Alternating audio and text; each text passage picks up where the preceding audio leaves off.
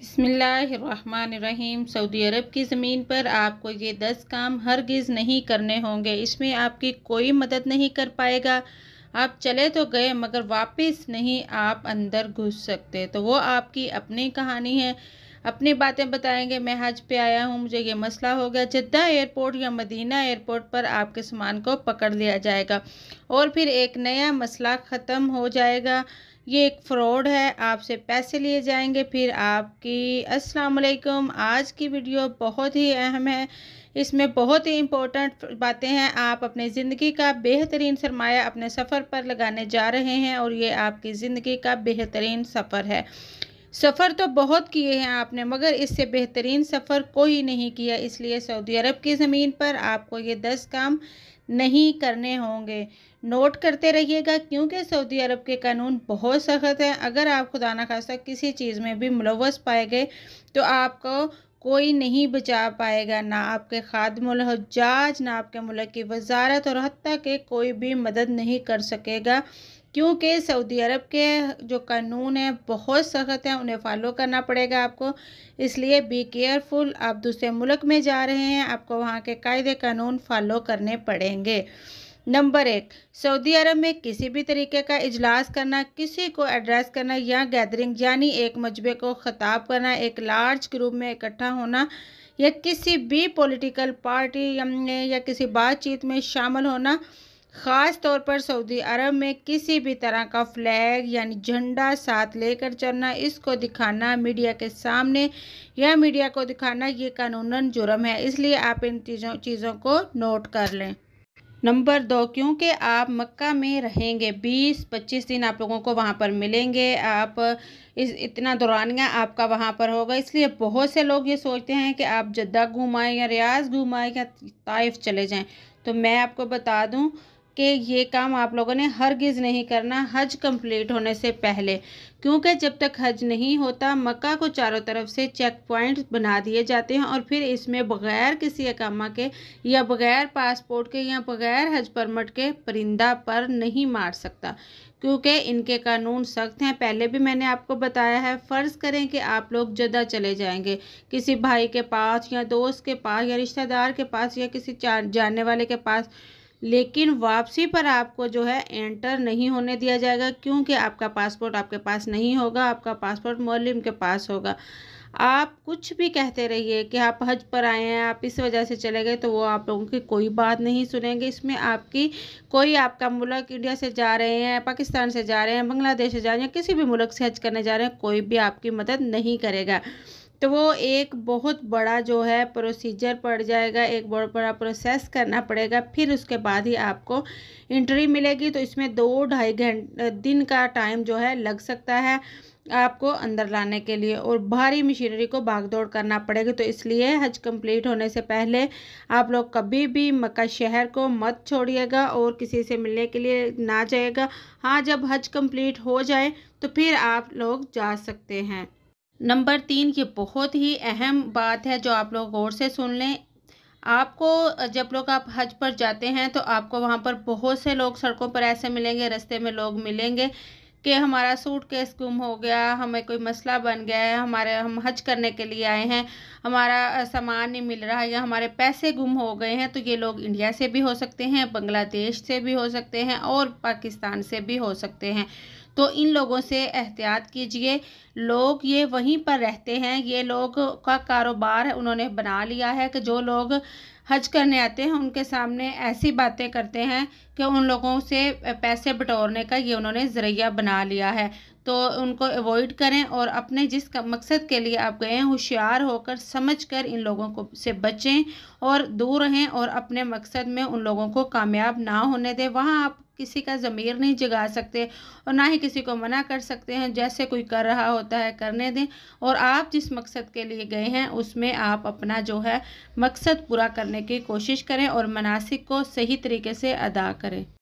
Number 4, आपको जो आपका लगेज है उसमें कोई ऐसी चीज़ नहीं रखनी जिससे सऊदी हुकूमत बैंड कहे या वो मना करें कि ये चीज़ आपने नहीं रखनी। आप लोगों ने इन चीज़ों को बिल्कुल इग्नोर नहीं करना, जिनमें सिगरेट, तंबाकू, गुटखा, सफ़ेद नारियल, खसखस, लाइटर, तेल, लिक्विड फॉर्म कोई भी चीज़, ऐसी चीज़ आप लोगों ने नहीं रखनी जो मना हो। आप लोग रख लें और बाद में आपको जद्दा या मदीना एयरपोर्ट पर मसला बने और आपकी वजह से दूसरे हाजी हजरात भी सफ़र करें, क्योंकि आपको चेकिंग के दौरान ज़्यादा टाइम आएगा।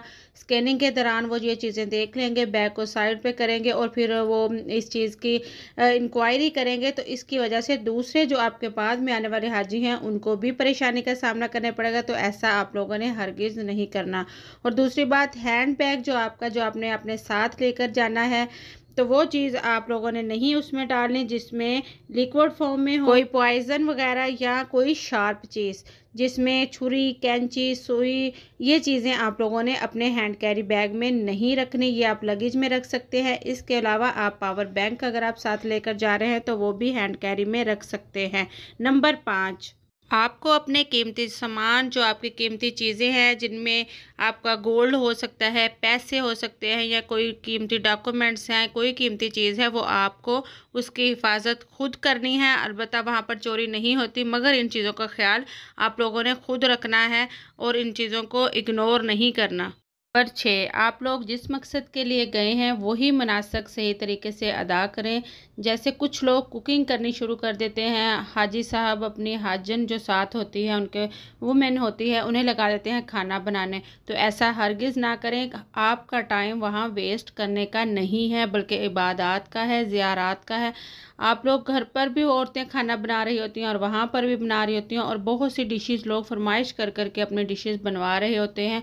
तो ऐसा ना करें। आप लाइट सा कोई खाना खा लें, वहाँ से ख़रीद कर खा लें। अगर ऐसा ही करना है तो फिर आप घर पर रुक जाएं। तो इन चीज़ों से आप एहतियात करें। कई हाजी ऐसा काम करते हैं और हाजनों को 8-8 10-10 दिन हरम जाने की इजाज़त ही नहीं होती, उन्हें टाइम ही नहीं मिलता जानने का। तो इस तरह ना करें। नंबर 7, आप लोगों ने हरम में किसी को पुश नहीं करना, धक्का नहीं देना, क्योंकि वहाँ पर भीड़ होती है तो बहुत से लोग आगे पहुँचने के लिए धक्का दे रहे होते हैं। तो अल्लाह ताला ने आपको इतनी मुक़द्दस जगह पर भेज दिया है, तो ज़ियारत करने की तौफीक दी है, तो किसी को नुकसान मत पहुँचाइए। सड़कों पर मत दौड़िए, ट्रैफिक जहाँ होती है वहाँ पर रुक जाइए। और दूसरा, जो ख़वातीन और ज़ईफ़ लोग हैं उनको बस में या ट्रेन में सवार होने के लिए पहले उनको सवार होने दें और फिर नौजवान नस्ल जो है वो बाद में सवार हो सकती है। वो चलकर भी कुछ रास्ता अपना गुजार सकती है। तो बेहतर यही है कि आप लोग अपनी जिस्म से, अपने हाथों से किसी को तकलीफ़ ना दें, किसी को नुकसान ना पहुंचाएं। नंबर 8, बहुत से लोग जो होते हैं हज करने के बाद एक दूसरे का हलक कर रहे होते हैं, तो ऐसा हरगिज़ ना करें। वो अनजान होते हैं, एक दूसरे को कट लगा देते हैं, खून निकाल लेते हैं। तो इस तरह की हरकतें आप लोगों ने नहीं करनी। ये सऊदी हुकूमत के भी ख़िलाफ़ है। और दूसरा, गंदगी भी होती है। जहां आप लोग इतने ज़्यादा पैसे लगाकर 15 लाख, 12 लाख, 10 लाख लगाकर हज पर जा रहे होते हैं, वहाँ 4-5 रियाल से कुछ नहीं होता। आप लोग अरेंज करके जाएं और जो है आप लोग खुद एक दूसरे की कटिंग ना करें। नंबर 9, मोअल्लम की तरफ से, ब्रांच की तरफ से, कमेटी ऑफ इंडिया या पाकिस्तान, जिस मुल्क से आप जा रहे हैं उसकी तरफ से, बस स्टैंड की तरफ से मिना का कैंप मिले, मिना का आई कार्ड मिले, अरफात का मिले, सब आपको जो कार्ड मिलेंगे पहनने के लिए, गले में डालने के लिए या हाथ में डालने के लिए मिलें, तो उन्हें पहन लें। उनको बिल्कुल मत उतारिएगा। इसकी एक मैं आपको मिसाल देती हूँ कि एक हाजन और एक हाजी जो है अपना सारा सामान उतार कर अपने जो है कमरे में रख कर चले गए और हरम शरीफ चले गए। वो अपनी बेटी के साथ थे। नमाज के बाद इतनी भगदड़ मच जाती है कि बेटी बिछड़ गई। दोनों एक चौराहे पर बैठ गए, एक रास्ते में बैठ गए, पता ही नहीं था कि जाना कहाँ। ऐसा अक्सर होता है, रोज़ाना के कई ऐसे मामलात होते हैं। तो उन लोगों को जब पूछा गया कि कहाँ का आपका एड्रेस है, होटल कौन सा है, कमरे का मालूम है, या आप किस ब्रांच से आप आए हैं, आपका कोई पता, आईडी कार्ड उनके पास था ही नहीं, होटल का भी कोई पता नहीं था, किस रास्ते से सफ़र करते हैं, किस बस स्टैंड से आप लोग सफ़र करते हैं, उन्हें कोई मालूमात नहीं थी। और जो चप्पल वो उन्हें पहनते थे, उनका बैग भी उनकी बेटी के पास था। उनको 2 रास्ते दिखाए गए बस अड्डे के कि किस रास्ते से वो लोग बैठते हैं। वो इंडिया के थे तो इंडिया के जो दोनों रास्ते थे वो दिखाए गए कि किस जगह से वो सफ़र करते हैं। तो उन्होंने एक को पहचान लिया, उन्हें लेकर जाया गया, हेड ऑफिस ले गए और 2-2.5 घंटे लगे और फिर उन्हें हेड ऑफिस छोड़ दिया गया। उन्हें बताया गया कि ये लोग गुम हो गए और फिर वो अपनी बेटी को कैसे मिले। ये एक लंबी कहानी है, तो इसलिए खुदारा जो भी आईडी कार्ड मिले इसे संभाल कर अपने पास रख लें। बिल्डिंग का फ़ोन नंबर, ब्रांच का फ़ोन नंबर और जो आपके पास कवर नंबर है, जो आपके कवर में जो लोग मौजूद हैं, आपके साथ दोस्त वगैरह, उनके भी फ़ोन नंबर ज़रूर अपने पास रख लें। मोबाइल में सेव नहीं करने तो एक पॉकेट डायरी में या किसी पेज पर लिखकर अपने पास रख लें, ताकि ऐसे गुमशुदा होने की सूरत में उनसे रब्ता करके आपको वहाँ पर पहुँचाया जा सके। और कोई जो दूसरी अहम बात है, सऊदी अरब में जाकर आप लोगों ने जब पैसे जमा करवाने हैं कुर्बानी के लिए, तो उनका आप लोगों ने एहतियात करना है कि जिनको सऊदी अरब रिकमेंड करे उन्हीं जो बैंक हैं उन्हीं अदारों को आपने पैसे जमा करवाने हैं। तो इसमें मैं आपको बता दूं कि कौन से अदारे हैं जिनमें आप पैसे जमा करवा सकते। IDB बैंक नंबर 2 पे है, अल राजी बैंक नंबर 3 पे, अल बलाड बैंक नंबर 4 सऊदी पोर्ट। ये वो अथराइज बैंक हैं जिनको सऊदी हुकूमत ने इजाज़त दे रखी है कि वो कुर्बानी के कूपन डिस्ट्रीब्यूट करें। दूसरी एक मदरसा है, सुनैतिया भी है, इसमें मैं आपको ताकीद नहीं करूँगी, ये एक प्राइवेट अदारा है। और आपको वहाँ सड़कों पर ऐसा भी होगा कि बहुत से लोग मिलेंगे जो कहेंगे कि आपकी अर्ली मॉर्निंग कुर्बानी हो जाएगी 500 रियाल में, तो उन लोगों से बचें, ये फ्रॉड हैं, आपसे पैसे ले जाएंगे और फिर कॉल भी नहीं उठाएंगे। ऐसे लोगों से बचिएगा, पैसे वहीं जमा कराइएगा जहाँ सऊदी हुकूमत रिकमेंड करे।